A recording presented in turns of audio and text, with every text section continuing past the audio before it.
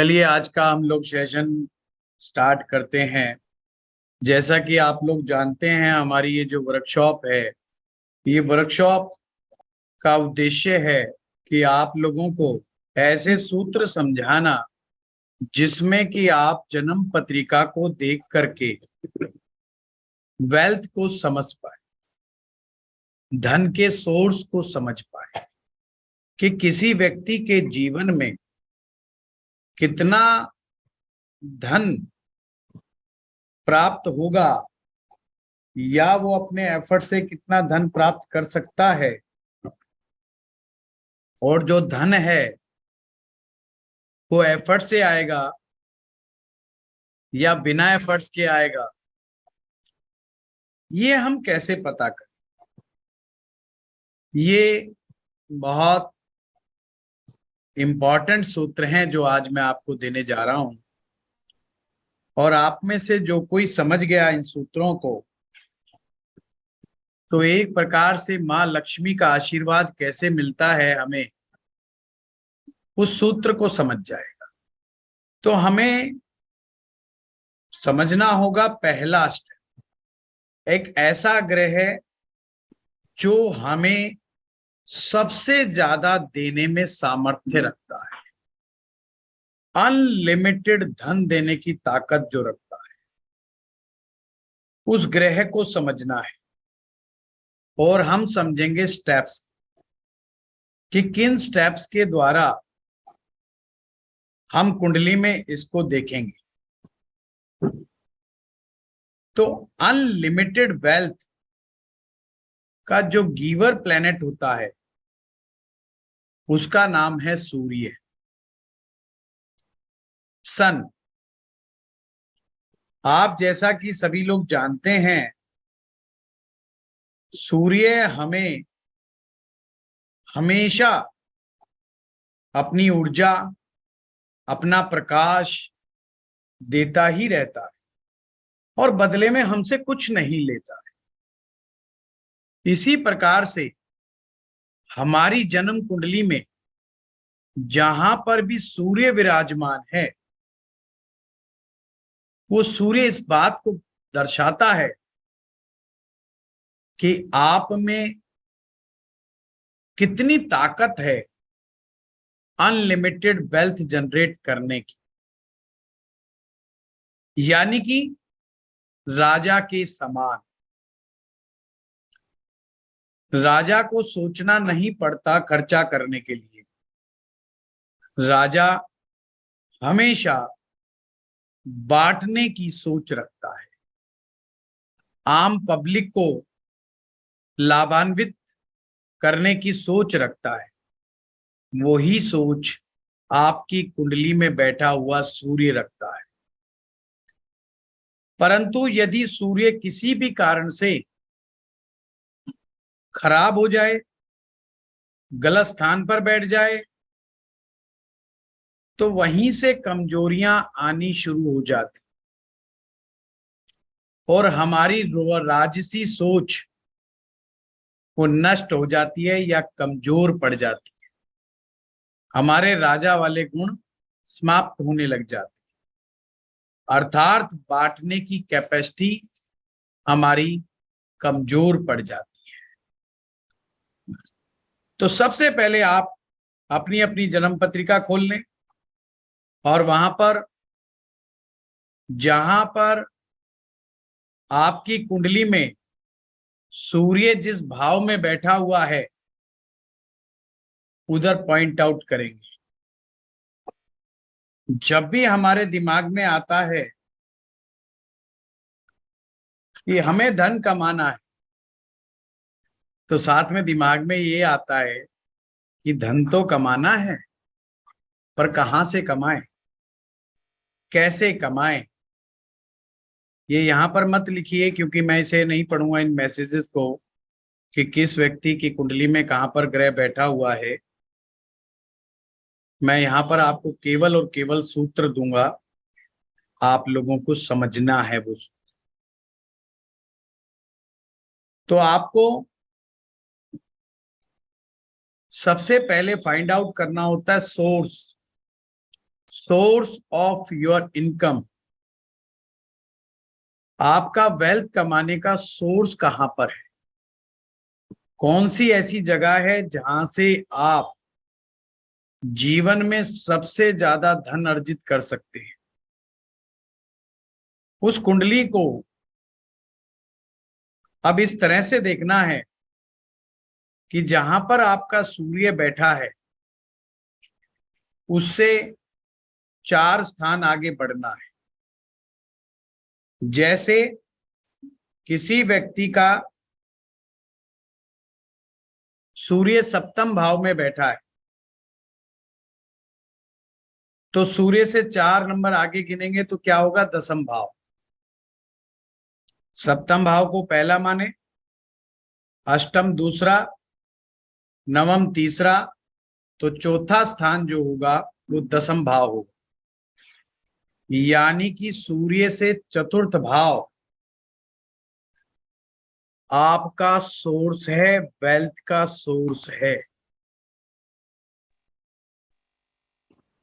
इस पॉइंट पर बड़ा फोकस करना है, अपनी कुंडली में ध्यान लगाना है कि ये वो भाव है जहां से मुझे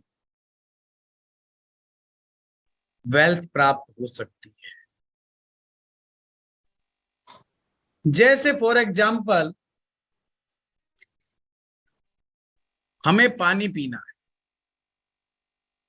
तो पानी पीने के लिए हमारे दिमाग में सोर्स आएंगे कि किस सोर्स के द्वारा हम लोग अपनी प्यास बुझा सकते हैं। नलके से पीना है, नदी से पीना है, कुएं से पीना है, कि तालाब से पीना है, कि झील से पीना है। पानी कहाँ से मिलेगा, तो सोर्स की तरफ चलना होता है। तो ऐसे ही कुंडली में भी हमें सोर्स की तरफ चलना होता है। अब मान लीजिए कोई आदमी कहता है कि यार मुझे पानी पीना है और कुआं जो है मुझसे आधा किलोमीटर दूर है,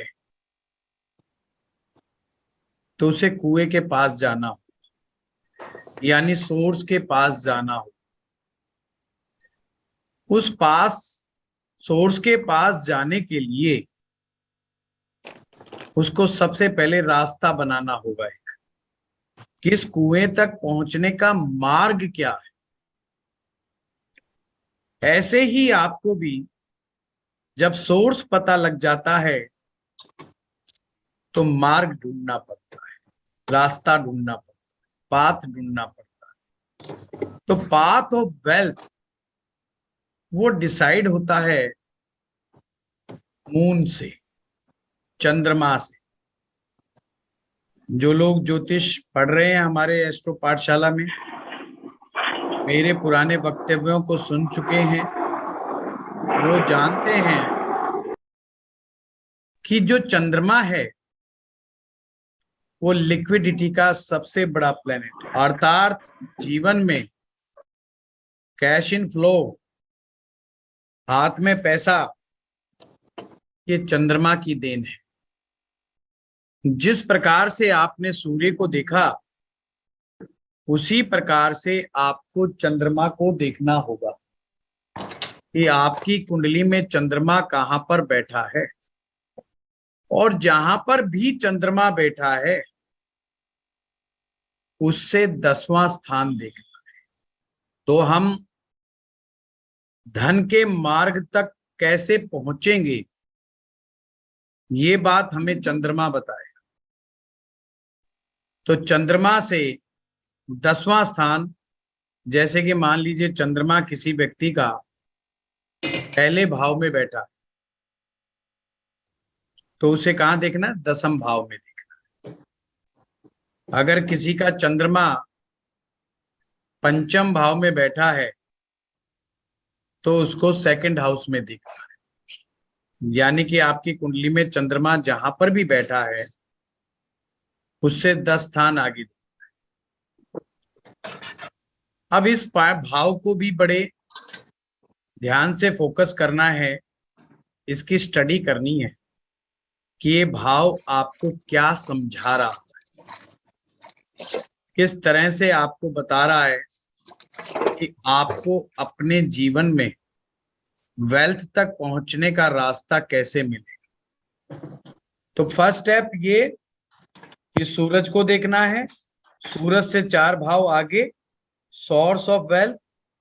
सेकंड स्टेप चंद्रमा को देखना है, चंद्रमा से 10 भाव आगे पाथ ऑफ वेल्थ। अब स्टेप नंबर 3 वो है मून, बुध ग्रह। बुध है कर्मा ऑफ वेल्थ। मरकरी की फिलॉसफी है, पहली बात तो बिना मरकरी की ताकत के कोई भी व्यक्ति धन कमाने में सक्षम नहीं होता,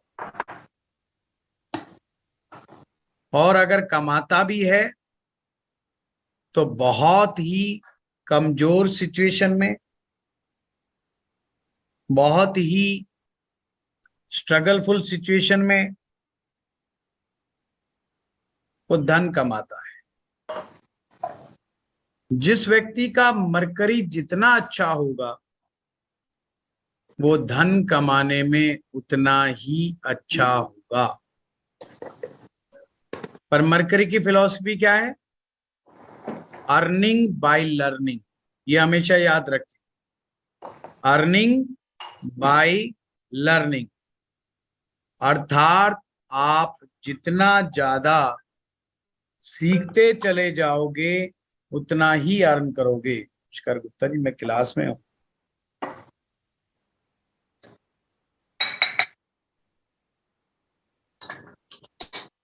अर्निंग बाय लर्निंग, इस चीज को हमें याद रखना। जैसे आप ज्योतिषी बनना चाहते हो और आप जितना सीखोगे, बार बार सीखोगे, उतना ही ज्यादा चांस है आप जीवन में कमाओगे। जो लोग जिस क्षेत्र में कमाना चाहते हैं, अगर वहां पर इन्वेस्टमेंट करने की कला को अगर सीख जाएंगे तो जल्दी कमाना शुरू कर देंगे और बहुत लंबे समय तक कमाएंगे और बहुत बड़े स्तर के ऊपर कमाएंगे। जो लोग इन्वेस्टमेंट करना नहीं जानते वो कमा भी नहीं सकते। Clear cut math.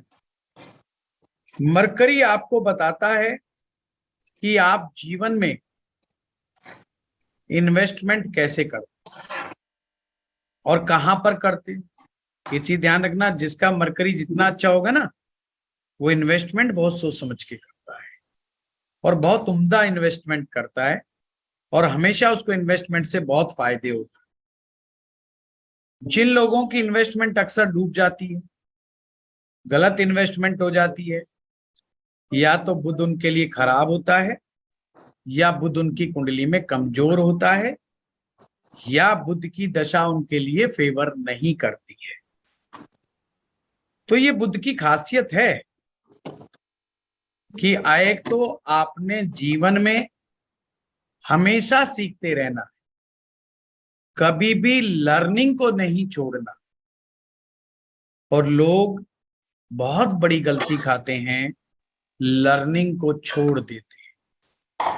ज्योतिष के क्षेत्र में ये सबसे बड़ी समस्या है। अगर किसी को इतना मात्र आ गया कि कौन सा ग्रह कहां पर बैठा है, कौन सा भाव का स्वामी कहां किसको देखता है, फिर वो कहता मैं ज्योतिष सीख गया, अब मुझे सीखने की कोई ज्यादा आवश्यकता नहीं है। वो वहीं पर अपनी लर्निंग को स्टॉप कर देता है। मैं कहता हूं ये गलती जिसको भी बड़ा एस्ट्रोलॉजर बनना है उसे भूल करके भी नहीं करनी। मैं आज भी ज्योतिष का विद्यार्थी हूं, हमेशा मैं कुछ ना कुछ सीखता रहता हूं, हमेशा कुछ ना कुछ नए सीखने की फिराक में रहता हूं, और हमेशा इन्वेस्टमेंट करता रहता हूं अपने सीखने में। यही कारण है मैं जब भी नया कोई कोर्स करवाता हूं तो उसको अलग तरीके से सिखाने का प्रयास करता रहता हूं, टॉपिक को और आसान बनाने का प्रयास करता रहता हूं। वो मेरी लर्निंग हैबिट ही है जो मुझे इस दिशा की तरफ बनाए रखती है। तो मैं चाहता हूं अगर आप जीवन में अच्छे स्तर के ऊपर बढ़ना चाहते हैं और ज्योतिष के क्षेत्र में अच्छे स्तर पर बढ़ना चाहते हैं तो सीखते रहिए। सीखने में गुरेज कभी मत रखिएगा, नहीं तो यात्रा वहीं पर समाप्त हो जाएगी। बुध ग्रह की कैपेसिटी को आपने अपनी जन्म पत्रिका में देखना है, और बुध जितना अच्छा होगा उतना ही ज्यादा अच्छी व्यक्ति की कैपेसिटी होगी अपने धन को मल्टीप्लाई करने।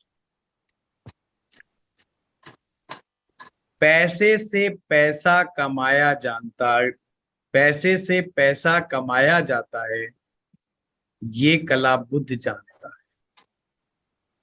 फिर से बोलूंगा, पैसा पैसे को खींचता है। आपने कहावत सुनी होगी, ये कहावत आई है बुध ग्रह से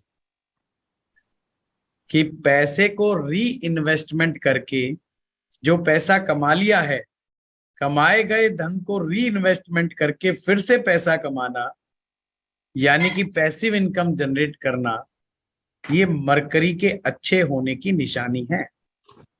जिनकी लाइफ में पैसिव इनकम बहुत ज्यादा होती, जिनको पैसिव इनकम नहीं पता तो मैं बता दूं, एक एक्टिव इनकम होती है जो हम day to day routine life में कमाते हैं, नौकरी से, सेल्फ एम्प्लॉयमेंट से, बिजनेस से जो हम कमाते हैं, वो एक्टिव इनकम होती है जो डेली कमाते हैं। पैसिव इनकम होती है कि हमने एक बार कमाया, कहीं पर इन्वेस्ट किया, अब वो हमें कमा के दे रही है, हम उसके लिए ज्यादा काम कर रहे हैं नहीं कर रहे हैं, वो हमें हर महीने कमा के दे रही है। जैसे कुछ लोग प्रॉपर्टीज को किराए पे चढ़ा देते हैं, रेंटल इनकम है। बुक राइटर अपनी बुक लिखता है, उसको रॉयल्टी आती है।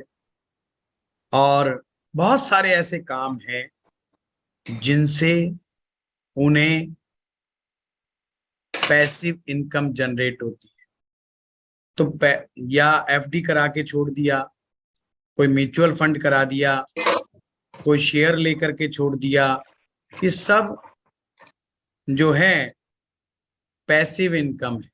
शेयर मार्केट नहीं, म्यूचुअल फंड। शेयर मार्केट तो अप एंड डाउन में भरोसा नहीं है, कब गिर जाए कब पड़ जाए। पैसिव इनकम वो आपको लगातार कुछ ना कुछ हर महीने देती रहेगी, जो आपकी कैपिटल इनकम को नहीं डूबने देती है। बदले में हाँ, अप एंड डाउन उसकी इनकम में हो सकता है, पर नुकसान आपको नहीं हो, वो पैसिव इनकम जनरेट होती है। तो जो पैसिव इनकम आती है ये भी मरकरी की बदौलत आती है, और मरकरी को एक्टिवेट करना हम सभी के लिए बहुत ज्यादा जरूरी होता है।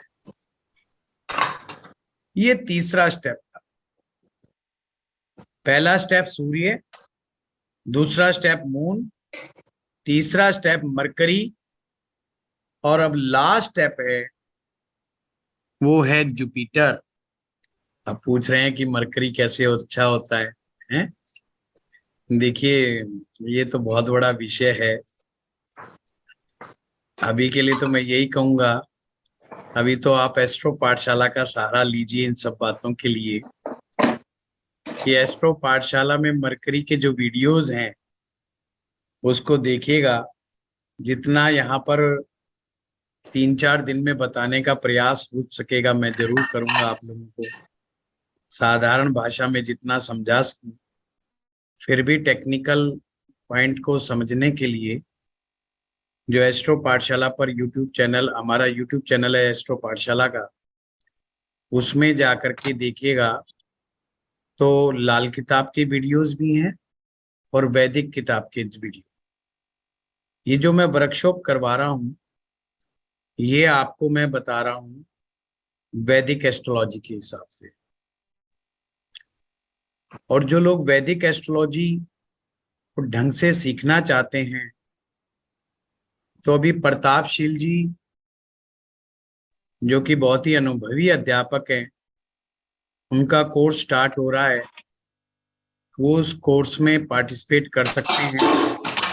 बेसिक टू एडवांस कोर्स है एक प्रकार का वो, तो उस कोर्स में पार्टिसिपेट करें। तो गुरु जी, वहाँ अनु जी डिस्टर्ब हो रहे हैं, अनु जी कर रहे हैं डिस्टर्ब। संजीव भाई मैं बैठा हूं, मैं कर रहा हूं, मैं देखो माउस लेके बैठा हूं, बंद कर रहा हूं, है ना।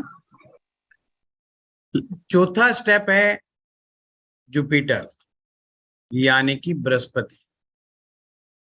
आपको सोर्स ऑफ वेल्थ पता चल गया, आपको पाथ ऑफ वेल्थ पता चल गया, और आपको उस सब चीज के लिए करना क्या पड़ेगा ये पता चल गया। पर इन तीनों पॉइंटों से भी ऊपर का एक पॉइंट है, और वो पॉइंट है भगवान का आशीर्वाद। जब तक भगवान का आशीर्वाद नहीं होगा, यानी कि ब्लेसिंग्स ऑफ गॉड नहीं होगा, तो ये तीनों स्टेप काम नहीं आते ज्यादा। चौथा स्टेप बहुत ज्यादा इंपॉर्टेंट है, यानी कि कुंडली में बैठा हुआ बृहस्पति, जिसे कि वैदिक ज्योतिष में सिग्निफिकेटर ऑफ वेल्थ कहा गया है, अर्थात धन का कारक ग्रह बृहस्पति होता है। ये चार बिंदु आपने देखने हैं। अगर कुंडली में पहले 3 स्टेप में कहीं पर गड़बड़ी है और आपका ये चौथा स्टेप उम्दा है, फिर भी जीवन में आप बहुत अच्छा, आपके पास वेल्थ आ जाए, आपको चिंता करने की जरूरत नहीं है। पर अगर ये वाला स्टेप खराब हो गया, तो पहले 3 स्टेप इतने कारगर सिद्ध नहीं। क्लियर कट हुई? अभी मैं, अरे मुझे एग्जाम्पल बताने पड़ेंगे ना, मतलब फटाफट दे। तो ये 4 बिंदुओं को कैसे देखना, मैं एग्जाम्पल के द्वारा आप लोगों को बताता हूँ, जल्दी लग। मैं आप लोगों को स्क्रीन पे लेकर के जा रहा हूं और एक एग्जाम्पल चार्ट हम लेंगे। जैसे आपके सामने एक कुंडली है, ये इस कुंडली में हमने पहला स्टेप क्या देखना है, हमने सबसे पहले देखना है सूर्य को, कि सूर्य कहां पर बैठा हुआ है। अब आपने सूर्य को जैसे ही देखा, तो सूर्य कहां पर बैठा हुआ, 10th भाव में। तो सूर्य से कहां जाना है, हमने 4th स्टेप पर जाना है। अगर सूर्य से 4th गिनेंगे तो क्या है, 1 2 3 4, यानी कि आपका फर्स्ट हाउस। तो हम सूर्य से चौथे जाएंगे तो कहां पहुंचेंगे, फर्स्ट हाउस में जाएंगे। यानी व्यक्ति का पहला भाव, फर्स्ट हाउस क्या हो जाएगा उसका, सोर्स हो जाएगा, सोर्स ऑफ वेल्थ। अब आपके पुराने स्टूडेंट से कुछ बात कर ली जाए, ज्योतिष का ज्ञान रखने वालों से। पहले भाव से अगर हम वेल्थ ऑफ सोर्स देखेंगे तो इसका मायने क्या है, कोई बताएगा? और माइंड से पैसे कमाएंगे तो माइंडसेट से, बुद्धि से, बुद्धि से, फिजिकल तो एबिलिटी, फिजिकल एबिलिटी अपने बुद्धि ऊपर खुद से, इन्वेस्ट नॉलेज करके। से। एक एक करके पॉइंट कर। जिसने कहा बुद्धि से, तो बुद्धि से कौन नहीं कमाता, सभी लोग बुद्धि से कमाते हैं। ये बहुत ही जनरलाइज चीज हो जाएगी। अगर आपके पास कोई आए और वो अपनी कुंडली दिखाए और आप उसे बताओ कि अपने दिमाग से कमाओ, वो कहे जी मैं कैसे कमाऊं, कहते अपने दिमाग से कमाओ। तो कहेगा यार ये क्या बात है ना। दूसरा, किसी ने कहा कि अपने, क्या बताया दूसरा, सर खुद पे इन्वेस्ट करके, खुद खुद पे पे इन्वेस्टमेंट।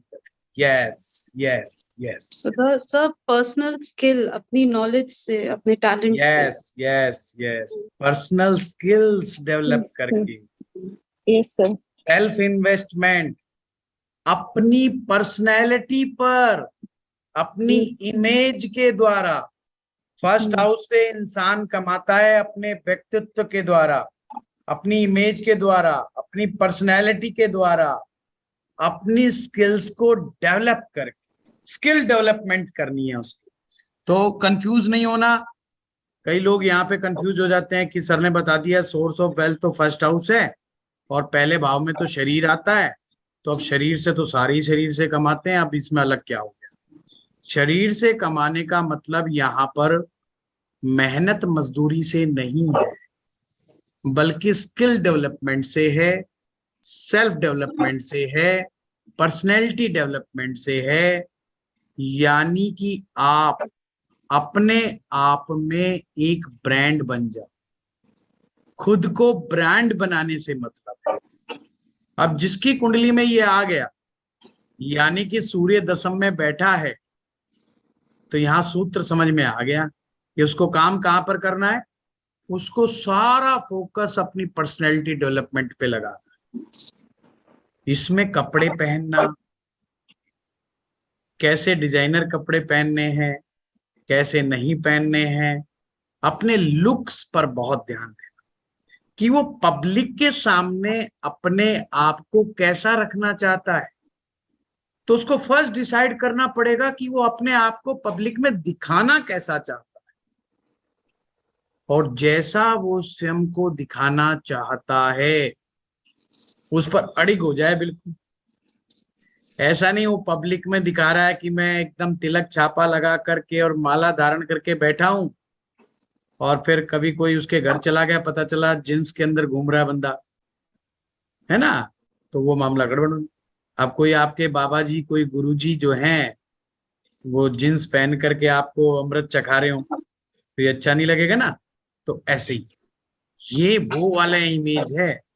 आप कोई काम कर लो, आपको अपने काम के अनुरूप ड्रेसअप होना है, आपको अपने पर्सनैलिटी को निखारने के लिए जो बेस्ट से बेस्ट हो सकता है वो करना है।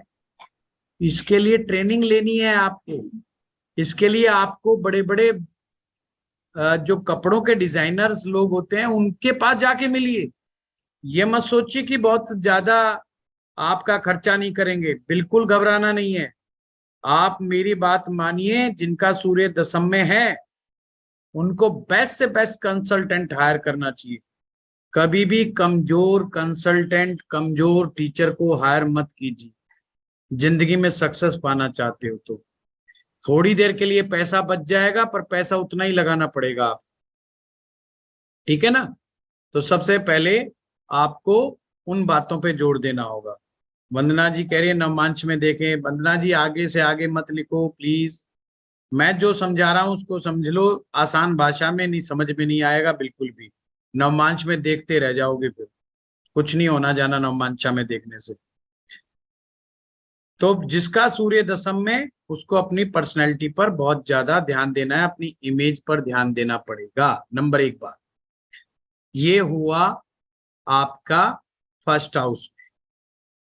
अब आपको समझ में आ गया, किस चीज का किसी भी भाव में बैठा हो सूर्य, वहां से चौथे जाएंगे, वो हाउस के एट्रीब्यूट्स को पकड़ेंगे, और वहां से, जैसे मान लीजिए किसी का सूर्य फर्स्ट हाउस में बैठा है, अब फर्स्ट हाउस से हमने कहा जाना है, फोर्थ में। फोर्थ का एट्रीब्यूट्स क्या है कि उसको जो काम करना है ना, पहला डिसाइड करना है कंफर्ट जोन में, जहां हार्ड वर्क हो, जहां मेहनत हो, जहां पसीने टपकते हो, भाई वो जगह आपके लिए है ही नहीं, वहां से वेल्थ मिलेगी नहीं। आपको कंफर्ट जोन में रहना, एसी वाले कमरे में बैठिए, आगे दुकान पीछे मकान रखिए, अपने घर में ही आराम कीजिए, सोफा सेट पे बैठ के काम कीजिए। बढ़िया से बढ़िया। अगर ऑफिस भी बना रहे हो तो ऐसा बनाइए घर जैसा, वहां पर एक बेड भी लगवाइए आराम से, कि ताकि जब भी मन करे रेस्ट करने का रेस्ट कीजिए। आपका ये चौथे भाव के एट्रीब्यूट्स को पकड़ना है। चौथा भाव इमोशंस का है। इमोशनल इंटेलिजेंस को सीखिए। जितने आप इमोशनल इंटेलिजेंस सीखेंगे लाइफ में, उतना ही ज्यादा आपको, ये D1 चार्ट देखना है वंदना जी, D1 चार्ट की बात कर रहा हूं, अपनी लगन कुंडली को देखना है। सभी लोग अपनी लगन कुंडली को ही देखेंगे। ये जो 4 स्टेप मैंने बताए हैं, ये चारों के चारों स्टेप लगन कुंडली के द्वारा ही देखे जाएंगे।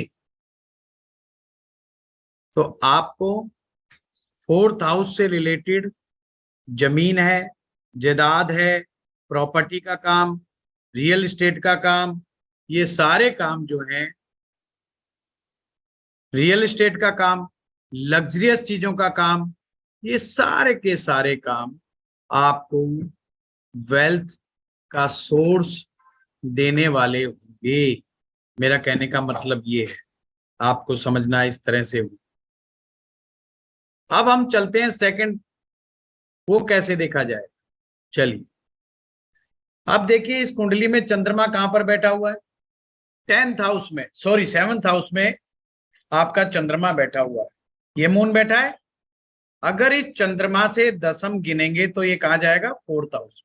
सेकंड स्टेप जाएगा मून 10th, चंद्रमा से दसम, पाथ ऑफ वेल्थ।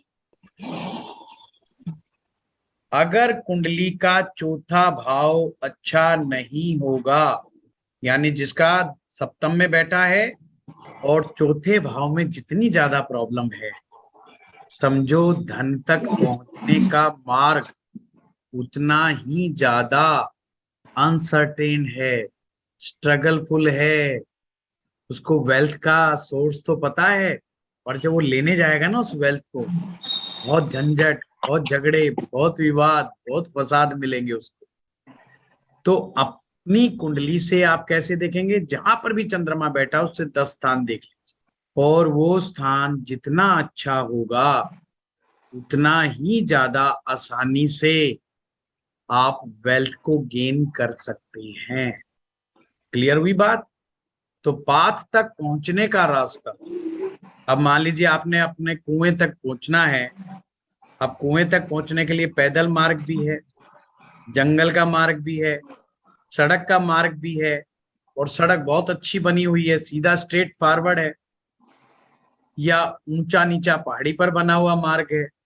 तो हर मार्ग डिसाइड करता है आप कितनी इजीली अपने गंतव्य स्थान तक पहुंचेंगे, कितना जल्दी पहुंचेंगे। ये बात चंद्रमा का 10वां भाव, चंद्रमा से 10वां भाव डिसाइड करेगा। और वो भाव अगर कमजोर पड़ गया तो समस्या खड़ी हो जाएगी। ये दूसरा स्टेप था।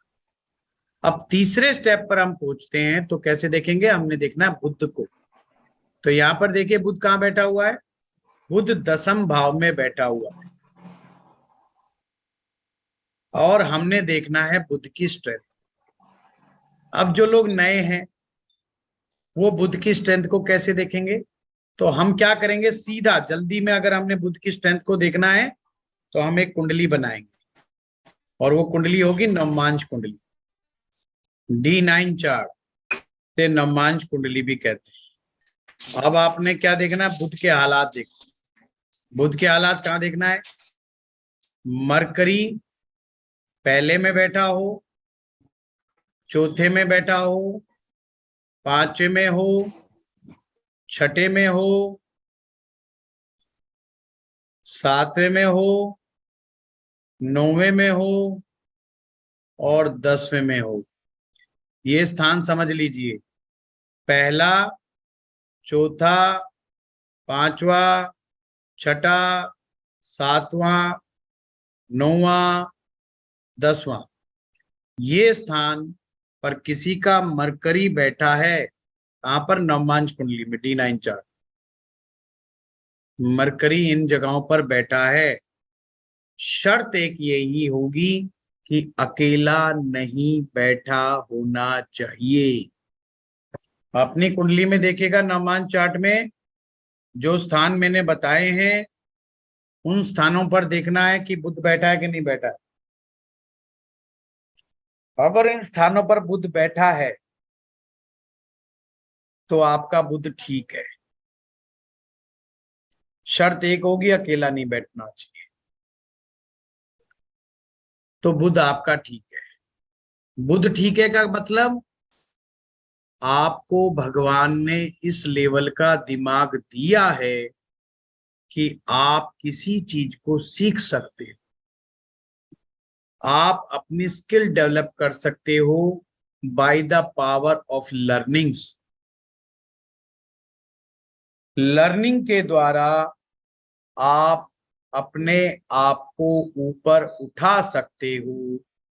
ये ध्यान रखिएगा, जिन लोगों का बुद्ध अच्छा नहीं होता उनको आप कितना मर्जी समझा लो, उनका दिमाग लर्निंग्स पर नहीं होता है।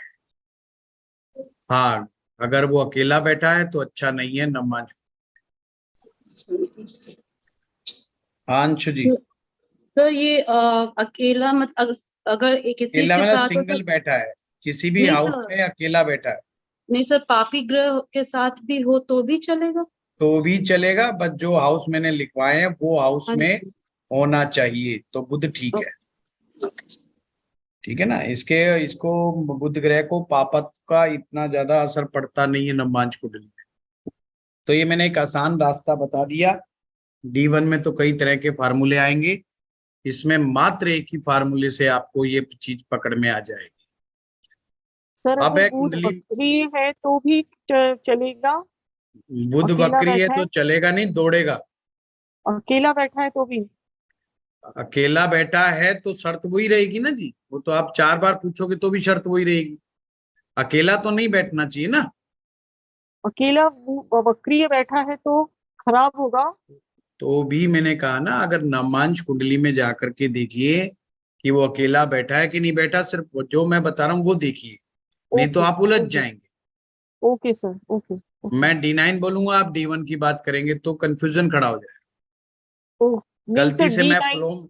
मैं फ्लो में बोलता बोलता हाँ ना बोल दूं कहीं गलती से, फिर आप उसी को नोट कर लेंगे तो गलत सूत्र हो जाएगा। मैंने ओके सर, सिर्फ मरकरी के लिए D9 चार्ट बताया है, ओके D1 की मैं बात ही नहीं कर रहा। ठीक है, ओके सर। सर अगर नीच का हो जाए तो, नीच का अगर हो जाए सर D9 चार्ट में, केंद्र में नीच का हो जाए तो सर? केंद्र में बैठा है ना चारू जी। हाँ जी, हाँ जी सर, केंद्र में नीच का हो जाए तो भी बस चलेगा? अकेला अकेला नहीं बैठा ना, हाँ जी, ठीक है सर, बस तो थैंक बुध यू सर। ठीक। सर D9 चार्ट खोलते कैसे हैं, कहाँ से कनेक्ट यहाँ करेंगे? पर आपकी कुंडली है, वहीं के जो कुंडली निकालते हैं जिस भी सॉफ्टवेयर से, उसके साथ ही नवमांश कुंडली होती है। ठीक है, वो देख लीजिएगा, अभी तो सिर्फ सूत्र लिख लीजिएगा। मैं इतना आसान समझा दिया है आपको, बिल्कुल चिंता मत कीजिए। मैंने जो जो बताया है उसको शब्द से शब्द बस नोट कर लीजिए कि हाउस में अकेला नहीं बैठे, चाहे फिर वो वक्री बैठा है, चाहे वो नीच का बैठा है, चाहे उच्च का बैठा है नवमांश कुंडली में, उस व्यक्ति के पास लर्न करने की, मेमोराइज करने की, क्योंकि लर्न तो आप जब ही कर पाएंगे ना जब चीजों को मेमोराइज कर पाएंगे। आपकी मेमोरी अच्छी होना बहुत जरूरी है, और sir Rahu memory Ketu, power mercury से ही आती है। सर राहु केतु एक्सिस में। गीता जी हैंड रेज करके ही बात करें और कैमरे सर पे आके बात करें, ऐसे काफी लोग हैं इस ग्रुप में, दिक्कत आ जाएगी। ठीक है सर। तो आपने जो नेक्स्ट स्टेप, हाँ गीता जी अब बताइए। Sir Rahu Ketu axis will be considered as. मैंने कहा बेशक राहु केतु में हो D9 चार्ट में, पर मरकरी अगर राहु केतु के एक्सेस में तो इसका मतलब अकेला नहीं बैठा। ठीक। और जो हाउस मैंने बताए हैं उन हाउस में अगर वो है तो इसका मतलब व्यक्ति बहुत समझदार है, मेमोरी पावर उसकी अच्छी है, उसमें सीखने की कैपेसिटी बहुत अच्छी है, और ऐसे व्यक्ति की कुंडली को आप जब भी देखेंगे आप पाएंगे उसने पढ़ाई लिखाई भी अच्छी की। Thank you sir. ठीक है। मेरे सूत्र कई बार अटपटे से जरूर लगते हैं, पर सटीकता से मिलेंगे, उसकी चिंता मत कीजिएगा। कंफ्यूजन में मत आइएगा कि बुध राहु के साथ बैठा है तो इसका मतलब ये हो गया वो हो गया। वो अलग एंगल से देखने के तरीके अलग है। बुध जब राहु के साथ बैठता है तो व्यक्ति को थोड़ा सा अलर्ट ज्यादा बना देता है, समझदार ज्यादा बना देता है। व्यक्ति ज्यादा एक्स्ट्रा अलर्ट होता है, ज्यादा एनालिटिकल होता है, ज्यादा सोचता विचारता बहुत ज्यादा है, और अपने हित की सदैव सोचता है। बस फर्क इतना है, और उससे कुछ नहीं बिगड़ता। पर उसके जो आज हम सूत्र बता रहे हैं उस सूत्र में कोई फर्क नहीं पड़ता। अब अगला स्टेप है जुपिटर का। जुपिटर कैसे देखेंगे? जैसे इस कुंडली के अंदर बृहस्पति जो है 9th हाउस में प्लेस्ड है, Jupiter placed in 9th house, तो आपने जुपिटर का अध्ययन करना है। जुपिटर का मतलब ब्लेसिंग्स ऑफ गॉड, कि भगवान का आशीर्वाद कहां पर है कहां पर नहीं है। तो इसके लिए क्या करना है? सबसे अच्छा बृहस्पति कहां पर होगा उस पॉइंट पे चलते हैं। सबसे पहले 1st हाउस में बृहस्पति बहुत अच्छा होता है। 4th हाउस में बृहस्पति बहुत अच्छा होता है। 9th हाउस में बृहस्पति बहुत अच्छा हो। ये 3 हाउस ऐसे हैं 1, 4, 9। अगर यहां पर बृहस्पति बैठा है, D1 चार्ट की बात कर रहा हूं, D1 चार्ट में 1, 4 और 9, यहां पर बृहस्पति किसी का भी बैठा है तो ये बृहस्पति बहुत अच्छा है। पर यहां शर्त लागू है, बृहस्पति के साथ यानी जुपिटर के साथ राहु नहीं होना चाहिए, जुपिटर के साथ मरकरी नहीं होना चाहिए, जुपिटर के साथ वीनस नहीं होना चाहिए। ये सब 3 ग्रह ये बिल्कुल भी नहीं होने चाहिए। यानी D1 चार्ट में बृहस्पति 1, 4, 9 में बैठा है तो बेस्ट बैठा है। अकेला बैठा बृहस्पति सबसे अच्छा। तो अकेला बैठा बृहस्पति सबसे अच्छा। अगर आप पूछें 1 से 12 तक भाव में, तो मैं कहूंगा किसी भी भाव में बैठ जाए वो, और अगर अकेला बैठा है तो फिर भी आपको कुछ ना कुछ देने में सक्षम है। सबसे बढ़िया 1, 4, 9, वहां पर भी अकेला बैठा, बहुत बढ़िया। यहाँ पे प्रॉब्लम कैसे आएगी? 1, 4, 9 में तो बैठा है पर साथ में राहु भी बैठ गया, या बुध बैठ गया, या शुक्र बैठ गया, ये तकलीफ दे स्थिति पैदा कर देगा।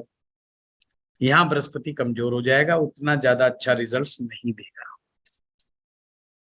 कल जिन लोगों ने डेमो क्लास हमारी ज्वाइन की थी, हमारा जो लाल किताब का नया कोर्स आरंभ होने जा रहा है 6th मंथ के लिए, कल जिन्होंने डेमो क्लास ज्वाइन की थी वो जानते हैं इस बात को। कल मैंने बृहस्पति के बारे में बड़ा विस्तार से समझाया, तो मैं कोशिश करूंगा कि आज उस वीडियो को आपके ग्रुप में डालूं ताकि ये बृहस्पति को और अच्छे से आप समझें।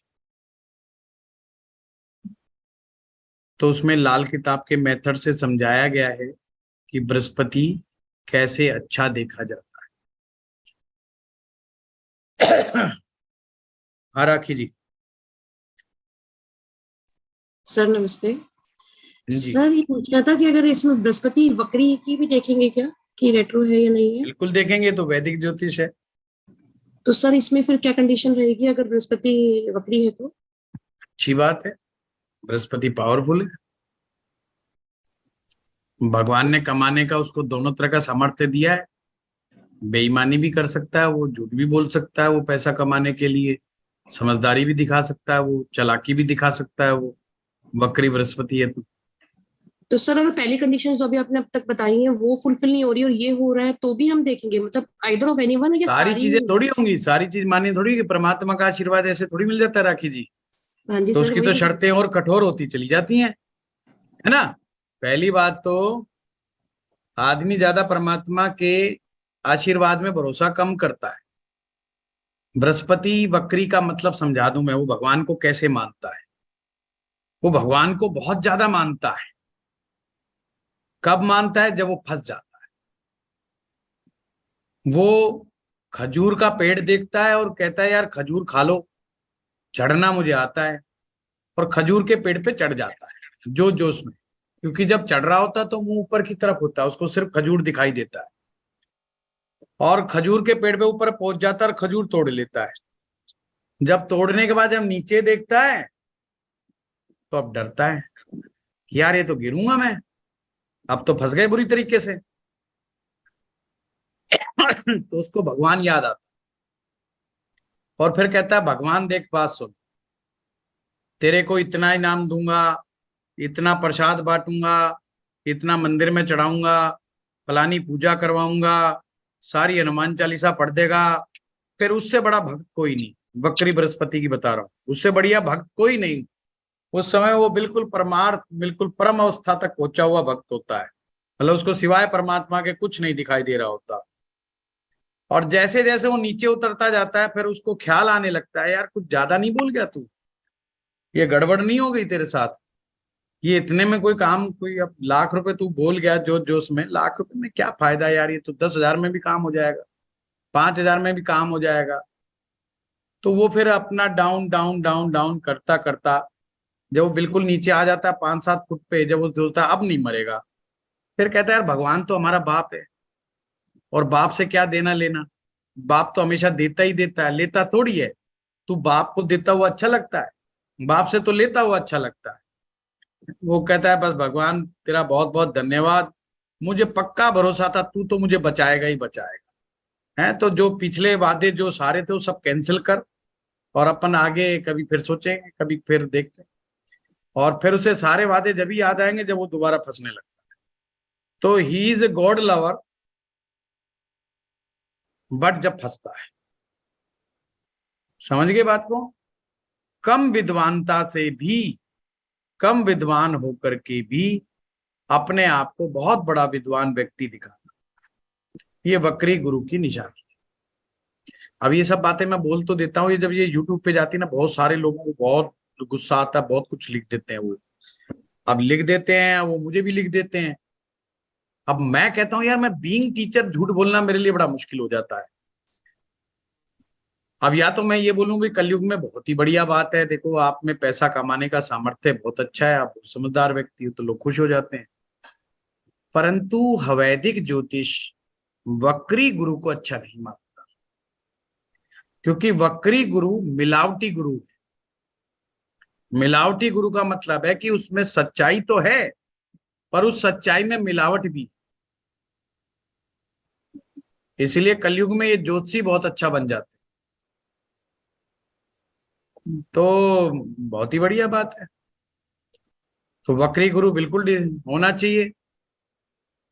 पर वैदिक ज्योतिष में परमात्मा का आशीर्वाद का मतलब है आप पूर्व जन्म में इतना अच्छे पुण्य कर्म करके आ गए कि आपको इस जन्म में ज्यादा कुछ मेहनत नहीं भी कर रहे हैं तो भी भगवान आपको दे रहा है।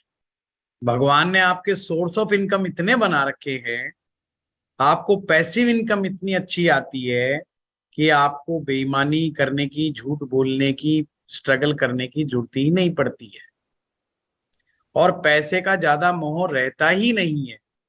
आप इस जन्म में भगवान का नाम लेते हैं, कल्याण की बातें करते हैं, लोगों को कल्याण का मार्ग बताते हैं, सच्चा मार्ग बताते हैं। पर हाँ एक चीज बता दूं, वक्री गुरु अगर वेल प्लेस्ड है कुंडली में और नवमांश में भी अगर वो बहुत अच्छी जगह है तो फिर वो बड़ा दूसरों को सुधारने में बड़ा एकदम स्ट्रेट फॉरवर्ड हो जाता है। खुद सुधरे ना सुधरे, खुद चाय पीता रहेगा पर दूसरों को बताएगा चाय पीनी ठीक नहीं है, चाय के बड़े नुकसान है, पर वो दूसरों को सुधारने में स्ट्रेट फॉरवर्ड होता है। तो वक्री गुरु ब्लेसिंग्स ऑफ गॉड ना हो करके दिमागी खेल ज्यादा है, और उसको पैसा तो कमा लेता है, इसमें कोई दो राय नहीं। इस बात से मैं सहमत हूं, पर हाँ उसको स्ट्रगल करना, मेहनत करना, बिना स्ट्रगल के नहीं।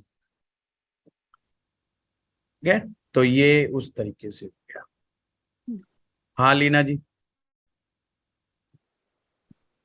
सर जैसे हम ये वैदिक के अकॉर्डिंग देख रहे हैं, तो वैदिक में एक दृष्टि का बहुत महत्वपूर्ण हम विचार करते हैं। दूसरा जैसे राशि में भी करते हैं, तो अगर जैसे आपने ये गुरु का बताया है 1 4 9 में है, बट राशि शत्रु राशि में है, किसी पापक ग्रह का दृष्टि है राहु का या ऐसा, तो इनको भी मैंने दृष्टि, लीना जी दृष्टि का नाम ही नहीं लिया। हाँ नहीं आपने नहीं लिया तो सर। कहा है राहु बुध और शुक्र जी, बस इन्हीं पर फोकस किए, ये नहीं बैठने चाहिए। ठीक और है सर। अकेला बैठेगा उतना उम्दा, जी उतना बढ़िया। जी अब ये किसी के साथ भी बैठेगा, जी, इनके अलावा भी किसी के साथ बैठेगा, तो कुछ ना कुछ कमजोरियां आएंगी। अच्छा, उसे अपनी पावर को डिस्ट्रीब्यूट करना ही पड़ेगा, समझ गए बात को। तो वो उतना उम्दा नहीं कहलाएगा। मैंने बेस्ट उम्दा बता दिया 1 4 9 जी और अकेला बैठा हो, ये बेस्ट। सर जैसे ये अपने मित्र ग्रहों के साथ भी बैठा हो, जैसा कि कल आपने वीडियो बेस में तक किया, मित्र ग्रहों के साथ बैठा हो, फिर भी थोड़ा डिस्ट्रीब्यूशन हो जाएगा उसके पावर का। उसको देना पड़ेगा ना भाई, गुरु का काम है देना। जी गुरु दिए बगैर रह ही नहीं सकता। हमारे सनातन धर्म में जी गुरु दीक्षा क्यों अनिवार्य है? गुरु को जीवन में धारण करना क्यों अनिवार्य है? क्योंकि वो एक ऐसा तत्व है, वो बिना दिए नहीं मान सकता, वो देगा ही देगा। जी देना उसकी ड्यूटी है। जी, अब जो बिल्कुल नजदीक बैठा है उसको तो देगा ही देगा, वो ज्यादा लेगा। जी सबसे ज्यादा लाभ कौन उठाता है? जो साथ में बैठा है या जो उसकी दृष्टि में। जी गुरु का तो सीधा फंडा है, जो उसके साथ बैठा है, जो उसकी दृष्टि में है। अगर गुरु में जितनी ताकत होगी वो देगा, और बेस्वार्थ होकर के देगा। इसीलिए हमारे सनातन धर्म में गुरु की बहुत ज्यादा महत्ता है। इसीलिए कोई भी पूजा करते हैं, पाठ करते हैं, उसमें गुरु का मंत्र का जाप अनिवार्य है। कि आपको कोई पाठ पूजा करो, सबसे पहले गुरु मंत्र का जाप करो, ऐसे बात नहीं बनेगी। तो वो इसीलिए तो कही गई है, क्योंकि वो जानते थे कि गुरु एक ऐसी सत्ता है जिसके निकट आने मात्र से व्यक्ति का कल्याण हो जाता है। तो धन को की बरकत जिसे कहते हैं, बरकत का मतलब होता है कि आपके घर में कितने भी मेहमान आ रहे हैं, आपको परवाह नहीं है, फिर भी भगवान कुछ ना कुछ दे रहा है। आप कितने लोगों की जिम्मेवारी संभाल लो, फिर भी भगवान कहीं से कहीं दे रहा है, कहीं से। जैसे कई लोग कहते हैं जी कैसे पैसा आ जाता है, जी बस कैसे भी आ जाता है, पर रुकता नहीं है मामला, चाहे मैं कोई जिम्मेवारी उठा लूं। वो लोग कोई जिम्मेवारी पकड़ लें। इवन उन्होंने कह दिया कि मैं 11 अनाथ बच्चों की जिम्मेवारी संभालता हूँ, और उसकी तनख्वाह मात्र 60-70 हजार रुपए। आप हैरान होंगे, भगवान उसको 1-1.5 लाख पे जल्दी पहुंचा देगा, और वो 11 के 11 आदमियों को देने में सक्षम हो जाएगा। ऐसे लोगों को एक ही बात कह के भेजना, बड़ा सोचो। गुरु अगर अच्छा हो और व्यक्ति छोटा सोचता हो, ये उसका मरण है। गुरु के अच्छा होने से छोटा सोचना पाप है। हमेशा बड़ा सोचना है, बड़ा खर्चा करने की सोच। खर्चा मतलब वेस्टेज ऑफ मनी नहीं, हेल्प के पॉइंट ऑफ व्यू से, सच्ची हेल्प के पॉइंट ऑफ व्यू से। अगर ऐसा आदमी जिम्मेवारी उठाता है समाज कल्याण के लिए, धर्म के लिए, तो ऐसे व्यक्ति को पैसा कहां से आता है ये भगवान जानता है। जितना व्यक्ति पुरुषार्थी और बड़ा होके काम करेगा, उतना ही ज्यादा बहुत आगे बढ़ेगा। स्वामी रामदेव जी की जन्म कुंडली एक साक्षात उदाहरण है। गुरु उनकी कुंडली में 12वें भाव में बैठे,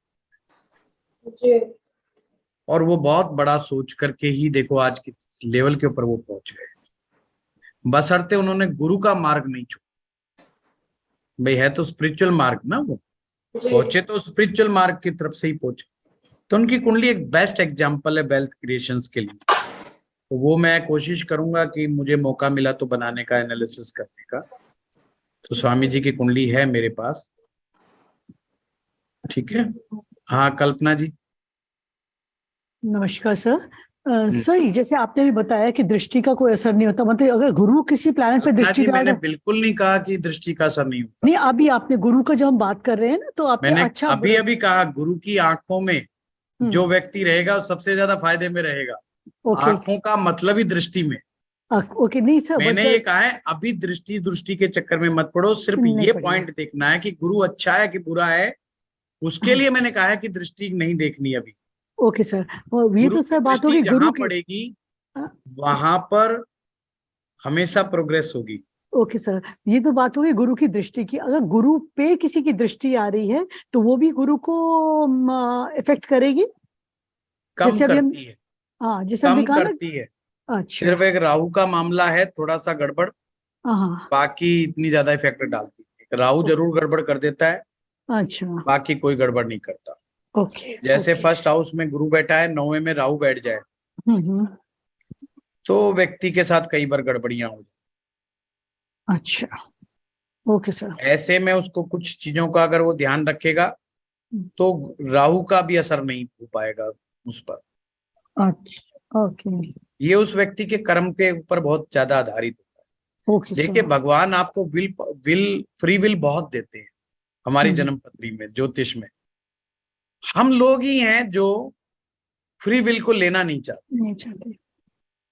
हम अपने कर्मों से इतने बंधे जाते हैं, हमारे जो ब्रेन में जो पैटर्न बने हुए हैं पास्ट लाइफ के, उससे हम बाहर ही नहीं निकलना चाहते। क्योंकि बाहर निकलने में पुरुषार्थ करना पड़ता है, और पुरुषार्थ हम करना नहीं चाहते। हमें चमत्कारिक रूप से धन चाहिए और बिना एफर्ट्स के धन चाहिए, और वो कर्म पिछले जन्म में भी अच्छे नहीं करे और इसमें करना नहीं चाहते, तो बात बनेगी कैसे? इसलिए ज्योतिषी की प्रेडिक्शन सही हो जाती है। अगर पुरुषार्थी व्यक्ति किसी ज्योतिषाचार्य के पास आ जाए तो जब चाहे जब उसकी प्रेडिक्शन फेल करके जा सकता है। क्योंकि अगर वो इस सूत्र को समझ जाए कि चीजों में बदलाव लाया जा सकता है और उस बदलाव के लिए वो पुरुषार्थ करने को तैयार हो जाए, तो प्रेडिक्शंस को बदल सकता है। पर हमें पता है पूरे विश्व में 80% लोग अपने उन ब्रेन पैटर्न से बाहर नहीं निकल पाते। 20% लोगों में ही मादा होता है उस फ्री विल को गेन करने का, उसका लाभ उठाने का, और वो लोग ही जीवन में राइज कर जाते हैं। बस कुछ ये जरूर है कि कुछ भगवान का आशीर्वाद उन पर जरूर होता है।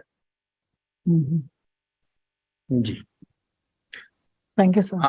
हरिकेत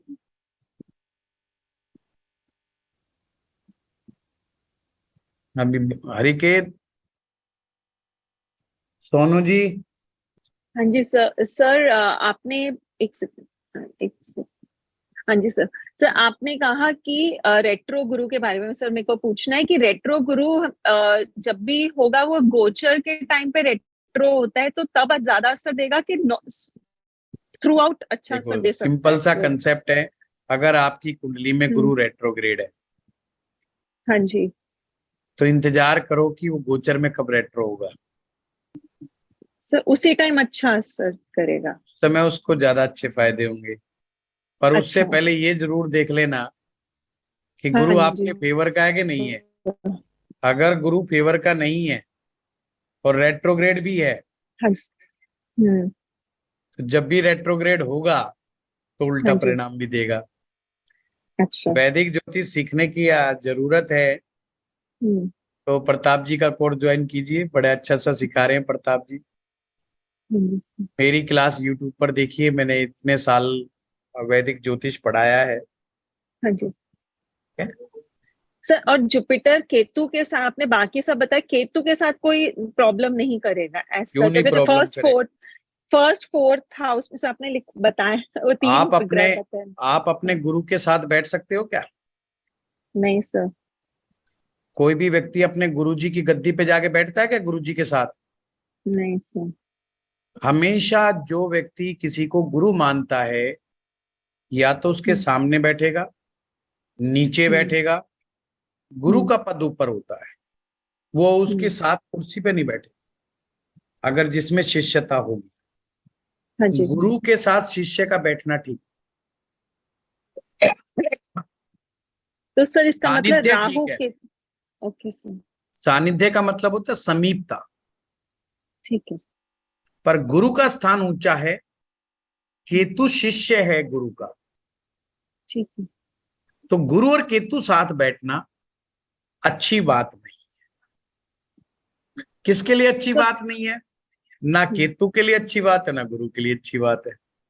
कुछ लोग तो कहेंगे शिष्य बड़ा बकवास है, देखना इसमें शर्म नाम की चीज नहीं, अपने गुरुजी के साथ जाके बैठा है, इसको तो अक्ल ही नहीं है। कुछ लोग गुरुजी को कहेंगे यार गुरुजी भी जो है इसको धक्का क्यों नहीं मारते, साइड में क्यों नहीं करते, देखना कहाँ बिठा दिया इसको अभी इसकी औकात याद दिलाओ कि अभी इस लेवल तक पहुंचा है क्या कि गुरुजी के साथ बैठ जाए, अब इतना सामर्थ्य आ गया क्या? तो दोनों ही क्रिटिसिज्म के मोह में चले जाते, इसलिए it's not good point. Sir इसका मतलब राहु बुध और शुक्र के साथ केतु को भी हम कंसिडर करेंगे कि नॉट गुड इन सारे? नहीं, ये ज्यादा खराब कर जाता। अच्छा। बाकी चीजें खराब करती पर इतनी नहीं, ये ज्यादा, जब ये कंपैरेटिव स्टडी। अच्छा। मान लीजिए गुरु के साथ राहु आ गया तो हाँ गुरु जी। को बर्बाद करने के मोड़ पे पहुंच जाता है। गुरु का मोड़ मैं समझाता हूँ, जैसे अक्सर मैं एक उदाहरण देता हूँ। जैसे मान लीजिए आप में से कोई एक व्यक्ति कहता है कि मैं सन्यासी हो रहा हूँ और मैं आज से सिर्फ ज्ञान का मार्ग चुनूंगा, भक्ति का मार्ग चुनूंगा और बिल्कुल प्योर वैष्णव मार्ग, बिल्कुल प्योर मार्ग चुनूंगा अपनी लाइफ का।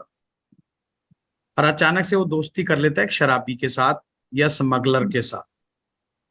अब उसकी मुलाकातें अगर स्मगलर के साथ होंगी तो आप सोचिए नुकसान किसका होगा? गुरु। कितना नुकसान होगा, कितना नुकसान होगा सोचिए गुरु का। वो सीना चीर के भी दिखा देगा ना कि मैं बिल्कुल प्योर हूं, तो भी पब्लिक नहीं माने। गुरु जीरो हो जाता है। ये ताकत और किसी अन्य ग्रह में नहीं। केतु जो होता है वो गुरु को जीरो नहीं कर सकता। मैंने क्या कहा, लोग उसको कहेंगे यार देखना गुरु जी के साथ बैठ गए, शर्म नहीं आती, इतना ही। पर ये नहीं कहेंगे कि गुरु खराब हो गया। वो ये कहेंगे कि गुरु जी कुछ एक्शन क्यों नहीं लेते हैं, जैसे संजीव बोलता है जी बंद करो उसको, हैं गुरु जी एक्शन नहीं ले रहे, फलाना आदमी बोल रहा है तो फिर गुरु जी ने संजीव को भी धमका दिया, भाई ऐसा मत बोलो, मैं बैठा हूं है ना। तो कहने का मतलब ये है, तो उसमें क्रिटिसिज्म मोड है और वो खत्म नहीं कर। तो सिर्फ एक कंपैरेटिव स्टडी होती है, बाकी तो मैंने कहा अकेला बैठा सबसे बढ़िया। ठीक है सर। सर एक क्वेश्चन और सर, आपने कहा सन सूर्य से चौथा घर हमें देखना है। अगर सूर्य वैसे देखा जाए 5वें घर में अच्छा माना जाता है, लेकिन वो चौथा 8वां हो गया। नहीं मैडम जी, आप गलत समझ गए। सूर्य कहीं पर भी बैठा है, उससे आगे 4 कदम जाना है सब, तो उसके 4 कदम आगे 8वां हो गया, तो वो तो फिर ऐसे में फिर सूर्य फिर क्या है? तो सोर्स ऑफ इनकम 8वां बनेगा। अच्छा, वेल्थ ऑफ सोर्स देख रहे हैं भाई। 8वां से क्या आएगा? ज्योतिष आएगा, मनोविज्ञान आएगा, दर्शन शास्त्र आएगा, जेमस्टोन्स का काम आएगा, जेमस्टोन्स का आएगा, समझ रहे हो ना, ये चीजें आएंगी। जादू टोना रेकी ये सब आएंगी, हीलिंग ये सब आएंगी अष्टम से। इसका मतलब सिंपल ये है, wealth of source of wealth वहां से आएगा। अब वहां तक पहुंचना कैसे है, मिलेगा कैसे, वो चंद्रमा से 10 ठीक है। हाँ हरिकेत अब ठीक हो गए। चलो आज सर एक बात पूछनी थी सर। बाय चांस अगर जुपिटर खराब है, ठीक है, देन व्हाट, क्या करना चाहिए कि इंसान फिर भी अंशु जी आज वीडियो आ रहा है, बस इंतजार करो, उसमें मैंने 10 रेमेडीज बताई हैं गुरु को ठीक करने के लिए। कल थे आप क्लास में? डेमो में नहीं थे शायद? नहीं सर, कल नहीं थी मैं। हाँ, कल बड़ी जबरदस्त मैंने चीजें बताई हैं कल के डेमो क्लास में। मैं आपके ग्रुप में डालूंगा, सारा देखिएगा पूरा वीडियो उसको। उसमें मैंने 10 रेमेडीज बताई हैं, वो आपका काम सोल्व हो जाएगा। हाँ मीनाक्षी जी। नमस्कार सर। सर अभी राहु और केतु के बारे में हम बात कर रहे थे। हम जितना मुझे थोड़ा ही ज्ञान है, राहु और केतु छाया ग्रह हैं, इनकी अपनी वैल्यू नहीं है। तो ये जिसके साथ बैठे हैं ये वैसा ही परिणाम देते हैं। तो जुपिटर के साथ राहु बैठेगा तो वो जुपिटर की वैल्यू नहीं देगा। अभी आपको सीखना पड़ेगा। हाँ वो मुझे मालूम है। मीनाक्षी जी, कल की क्लास में मैंने बताया है इस संसार में जितनी भी डिस्टरबेंस है ना, ये राहु केतु की डिस्टरबेंस है। हमारी लाइफ में जो भी डिस्टरबेंस है उसके पीछे राहु केतु जिम्मेवार है। अगर हमारी जीवन में तकलीफ आएगी तो बिना राहु के तकलीफ नहीं आएगी। शनि के 2 चेले हैं, एक राहु एक केतु। शनि उनको आदेश देता है कि जाओ इसकी लाइफ में डिस्टरबेंस पैदा करो। हम कहते हैं ना शनि की 7.5 लग गई, शनि खराब हो गई। शनि खराब कितने भी हो जाओ, शनि खुद कुछ नहीं करते। और राहु केतु को भेज देते हैं उसके जीवन में। राहु है लालच, ईर्ष्या, द्वेष, कंपटीशन। हेलो, फटाफट धन कमाने की प्रवृत्ति, ये हेलो सब चीजें जो हैं आवाज बंद होगी, हमारे जीवन में परेशानी का कारण बनती है। ठीक है, तो राहु केतु की ये मत बोलना कि वैल्यू। हाँ जी बताइए। आवाज नहीं आ रही। आ रही है, हमको आ रही है। तो ये मत बोलिएगा कि राहु केतु की कोई वैल्यू नहीं है। राहु केतु की इतनी ज्यादा वैल्यू के पूछो मत। ये ना हो तो सारे संसार में शांति शांति है। सर मेरा क्वेश्चन ये था कि जुपिटर के साथ राहु बैठता तो राहु जुपिटर के फल नहीं देगा। बोलते हैं ना कि राहु बोलते हैं कि छाया ग्रह है। हेलो, नहीं तो मुझे लगा कि राहु जुपिटर के साथ बैठा तो गुरु के फल को छाया तो बदलती रहती। ठीक है, चलिए आप लोगों का बहुत बहुत धन्यवाद। हाँ मनीष जी रह गए। मनीष जी बताइए। प्रणाम गुरु जी, मेरी आवाज आ रही है? हाँ जी जी, आपने बोला कि यानी पाथ ऑफ वेल्थ, मून से 10वां घर। ठीक है, अब मून से 10वां घर मेरा आ गया 5वां घर, और 5वें घर के अंदर राहु जी। तो अभी इसके लिए कुछ बता दीजिए। सिंपल सी बात है साहब, राहु बैठा है। राहु अनसर्टेनिटी पैदा करता है, अनस्टेबिलिटी पैदा करता है। 2 चीजें मैं आपको बता रहा हूँ राहु के लिए। तो ये इससे पता चला जो हमारे वेल्थ, सोर्स ऑफ वेल्थ तक पहुंचने का मार्ग है उसमें उठापटक काफी है, अनसर्टेनिटी ज्यादा। तो फिर उसके आगे की चीजें हैं मनीष जी, फिर तो उसमें रेमेडीज हैं और चीजें हैं, पूरा चार्ट देख। थैंक यू, आप लोगों का बहुत बहुत धन्यवाद।